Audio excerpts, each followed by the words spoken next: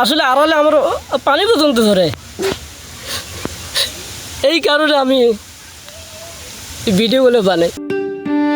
দারিদ্র্যের চাপে পরিবারের দায়ে প্রতিদিনের লড়াইয়ে অনেকেই ভেঙে পড়েন আড়ালে, চোখের পানি ফেলেন যেন কেউ না দেখে। তাইজুলও সেই মানুষদেরই একজন, তবে সেই পানি তিনি লুকিয়ে রাখেননি, বরং সেটাকেই বানিয়েছেন শক্তি। ভাইরাল হওয়ার পর দ্রুতবেগে বাড়ছে তার ফেসবুক পেজের ফলোয়ার। মনে আবেগ থেকে কষ্টগুলো আনন্দ দেওয়ার জন্য চোখ দিয়ে যেন পানি না ধরে আড়ালে, আসলে আড়ালে আমার পানি পর্যন্ত ধরে, এই কারণে আমি ভিডিওগুলো বানাই। 5+ স্টার রেটিং প্রাপ্ত দেশের সর্বোচ্চ বিদ্যুৎ সাশ্রয়ী ওয়ালটন এসি স্মার্ট কমফোর্ট এখন নেক্সট লেভেলে। রাজমিস্ত্রির সাথে নির্মাণ সাইটে দিনভর ইট বালি বহন করেন মোহাম্মদ তাইজুল ইসলাম।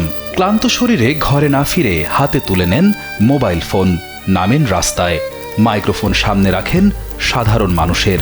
আমি একজন ভদ্র মানুষ, আমার পায়ের নিচে পর্যন্ত কাদা মাটি, এমন অবস্থা খারাপ, বেহাল অবস্থা আমাদের রাস্তাঘাট। তিনি সাংবাদিক নন, তিনি নিজেই বলেন, আমি সাংবাদিক না, আমি শুধু ভুলে থাকার চেষ্টা করি। আসলে আমি কথা বুঝে বলতে পারি না, ছোটবেলার থেকে আমি এরকম।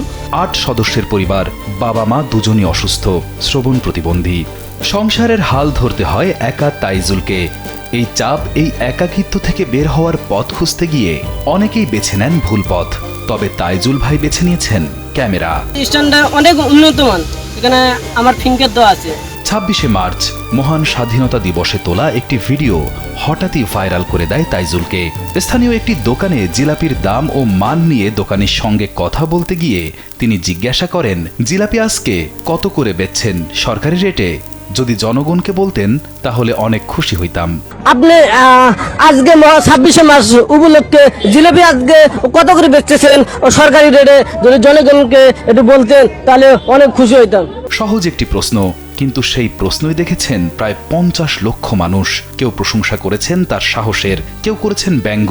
নেটিজেনদের মিশ্র প্রতিক্রিয়ায় ভরে উঠেছে মন্তব্যের ঘর। ওর ভিডিওগুলো আসলে হয়তো বা ও গোছায় কথাগুলো কইতে পারে না, কিন্তু হয়তো এলোমেলো করে করলেও হয়তো দেখা যায় যে শুনতে একটু ভালো লাগে।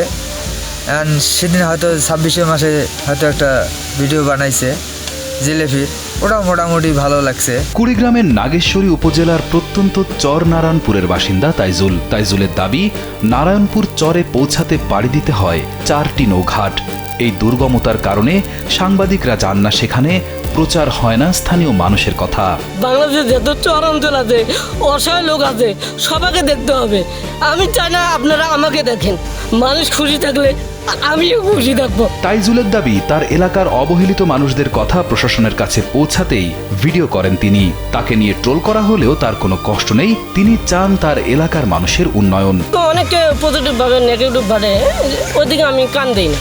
তাকে নিয়ে ট্রোলিং হয়, সমালোচনা হয়, ব্যঙ্গ হয়, তবুও থামেননি তাজু ভাই। কারণ তার কাছে এই ভিডিওগুলো শুধু কন্টেন্ট নয়, এগুলো তার বেঁচে থাকার ভাষা। আড়ালে চোখের পানি না ফেলে সেই কষ্টকেই তিনি বানিয়েছেন মানুষের জন্য কথা বলার সাহস। রিয়াদ হোসেন, কালবেলা।